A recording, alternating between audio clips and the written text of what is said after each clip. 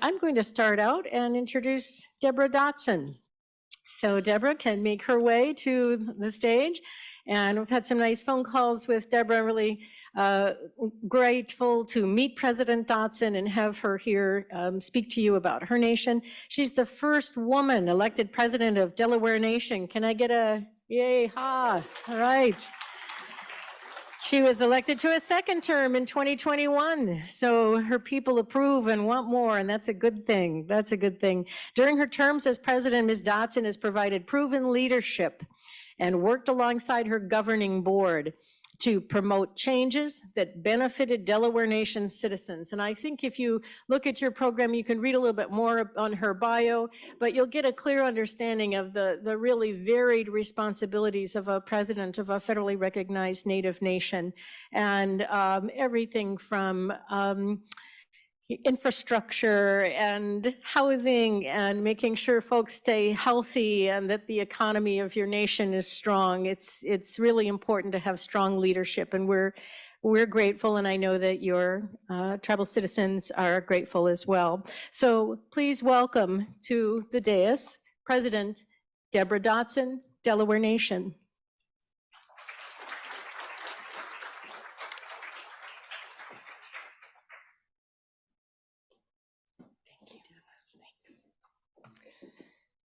Hey, Kulamasi Hetch, De La Wensi, Deborah Dotson. Hello, how are you? My name is Deborah Dotson. I'm president of Delaware Nation, and we are located in Anadarko, Oklahoma. I bet you recognize my last name. I'm married a West Virginia boy. We are big WVU fans, by the way. You can tell by my ribbon skirt. And so he's from McDowell County, so just to let you know. I'll talk a little bit about Delaware Nation, and then I'm going to talk about how we ended up in Oklahoma. Delaware Nation has 2,271 citizens. In 2019, our general council voted to eliminate blood quantum as a requirement for enrollment. And so now we enroll by lineal descendancy. And since 2019, we have added almost 800 people to our rolls, which is amazing for a tribe to be able to add that many people in that short of time. At that time, when we had the blood quantum requirement, we had 1,452 citizens. So we were slowly, with people passing away, we weren't enrolling people, so we were gonna dwindle down. Also in 2019, I'm sorry, I have to use my notes. General Council voted to take BIA out of our Constitution. We are a self-governance tribe, and without BIA in our Constitution, we can truly self-govern ourselves, and we can make decisions, and we don't have to ask BIA if it's okay to do that. So I'm gonna back up, and I'm going to tell you how Delaware Nation ended up in Anadarko. The Delawares had been on the East Coast for 76 generations before contact with the Europeans, as evidenced by our Walam Olam, which is the notch sticks that we used. And the West Virginia connection is the Kanawha River was used as our trade route. And I'm sure there was some hunting and fishing and camping going on there on the Kanawha River, because it connects to the Ohio River. And so, but also we were up in Pennsylvania, and in 1682, Chief Tammany signed a peace treaty with William Penn, and the treaty was an agreement that their people would live in perpetual peace. As Faithkeeper said last night, you know, peace is what we always need. And so we were all supposed to live in perpetual peace. It didn't happen though. In 1737, the walking purchase happened, and we lost 1,200 square miles of land. And so in 1778, we signed the first treaty with the United States, the newly formed United States, and the Delawares were to have a state. We were to have an Indian state and representation in Congress. Of course, that never happened. And then in 1782, 90 Christian Delawares were murdered at Gannatahuton. And in 1784, the removal started. So one map shows us going through West Virginia, Kentucky, Missouri, and meeting up with the Shawnee at Cape Girardeau. And another map shows us going a different way. So I'm pretty sure we went through West Virginia, but I don't know. But 90 men, women, and children left the main group and set off south to Arkansas. We were then referred to as absentee Delawares. So at Cape Girardeau, they wanted us to become Cherokee citizens. And 90 of our citizens said no, and they took off to Arkansas. Going by oral history in our tribe, we met up with the Caddos in Arkansas and lived with them. However, that is not quite true. We were united with other Indians from the US, the Shawnee, the Kickapoo, the Quapaw, the Choctaw, the Biloxi, the Lawani, and the Tanahukatuki. I'm sorry, this is in Alabama and Coshada. And so we lived with them until 1820. And we had worn out our welcome in Arkansas and were moved to Spanish Texas. Once we were in Spanish Texas, there was a lot of things that went on with Sam Houston and a lot of the generals. So then we were later moved to the Brazos Reserves with the Wichitas. And in 1859, a large group of Texas citizens were planning on attacking the Brazos Reserves and basically killing us. So we were moved to the Wichita Reserve on the unassigned lands. And the Wichita Reserve is along the Wichita River in Oklahoma, which is now called the Wichita-Caddo Delaware lands. And so that's where we were moved to. And that was the original Wichita lands, which they seceded to the government, and it became unassigned lands.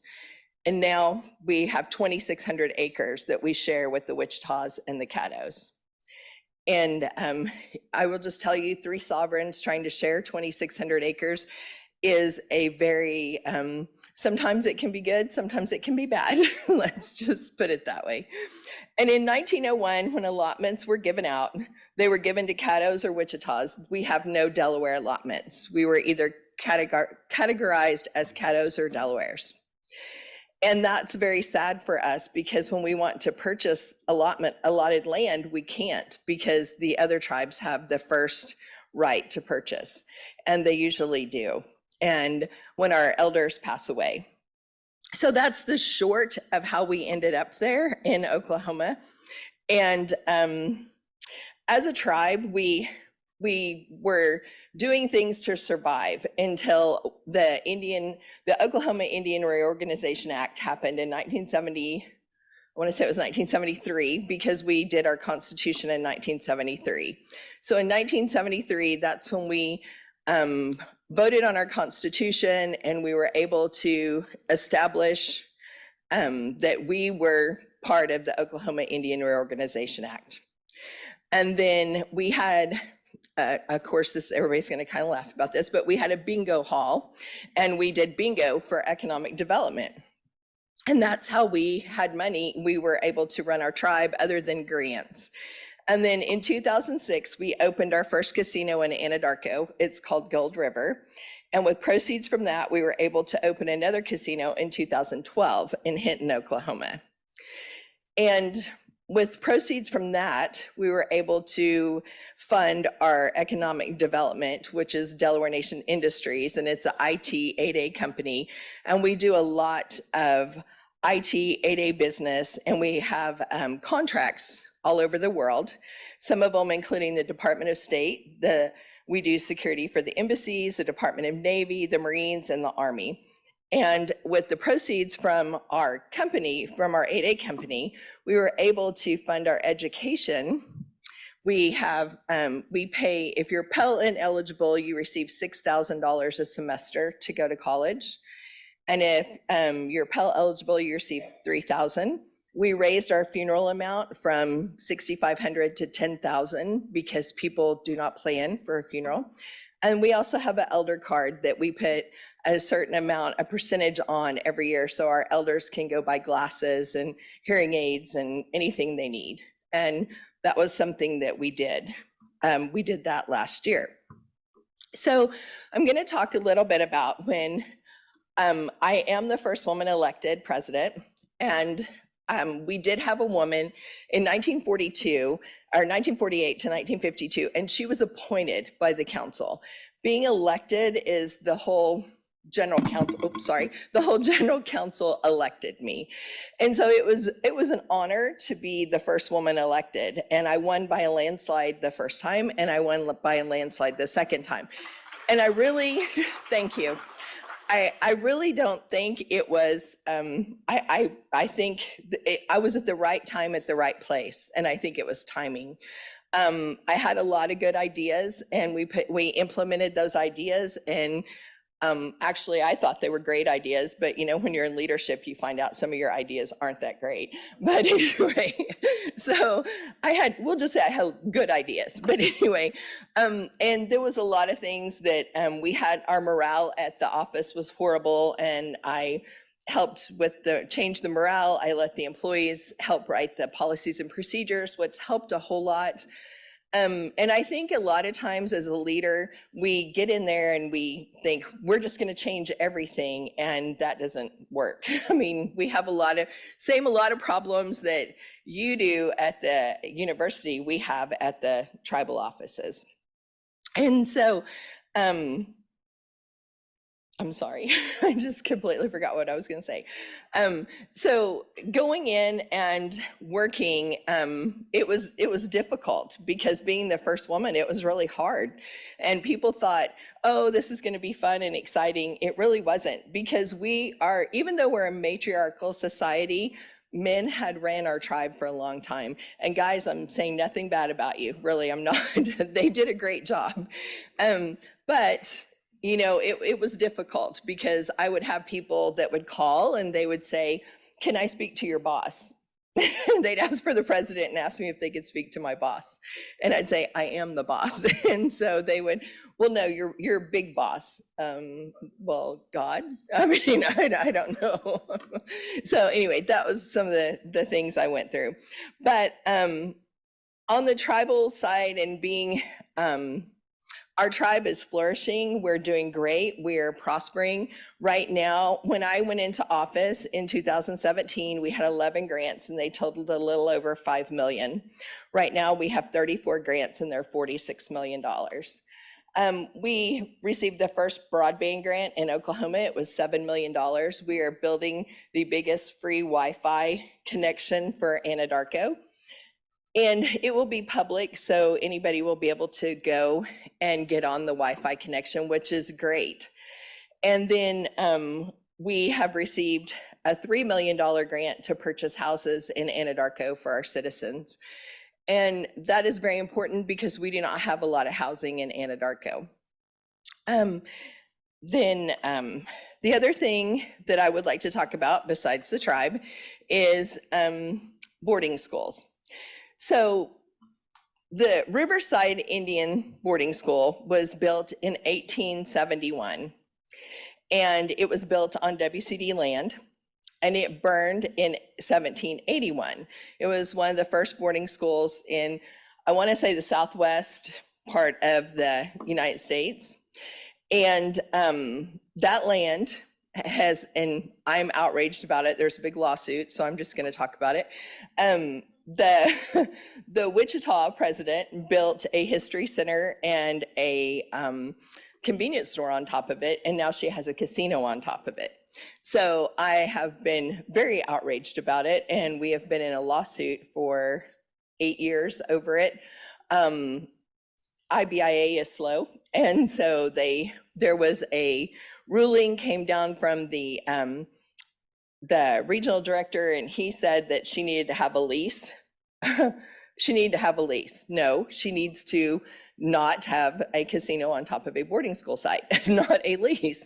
So that is one of the things, and I'm very outraged about it. And Riverside is the forgotten boarding school. The oldest Riverside is forgotten, and then Riverside now is a functioning boarding school. And it's forgotten. Nobody talks about it. And the new one was built in the 1900s. I think it was 1901 it was built. And nobody talks about Riverside. They're always like, it's a great boarding school. It's not. And so it was bad, and then they have changed it. But like was said yesterday, boarding schools do not have cemeteries. And I agree with that. I mean, we need to all think about how these boarding schools were done and what happened. And mine is to please remember Riverside when you're doing any boarding school research. Please remember that and to look into that and see what happened there. And it's one nobody ever talks about.